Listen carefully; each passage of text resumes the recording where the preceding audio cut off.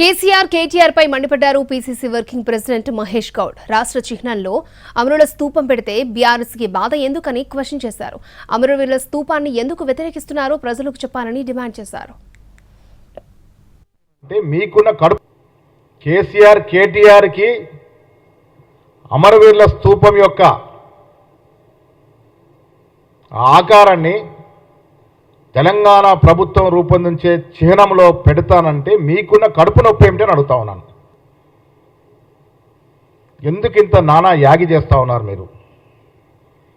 వారి వల్లే కదా తెలంగాణ వచ్చింది. ఇవాళ అమరవీరుల యొక్క వారి యొక్క స్మారకం ముందుకొస్తే తన ప్రతిభ దెబ్బతింటుందని, తను మరుగున పడిపోతానని ఒక బాధతో ఈ నానా యాగి చేస్తున్నట్టుగా మాకు కనబడతా ఉంది. తెలంగాణ వాదులు,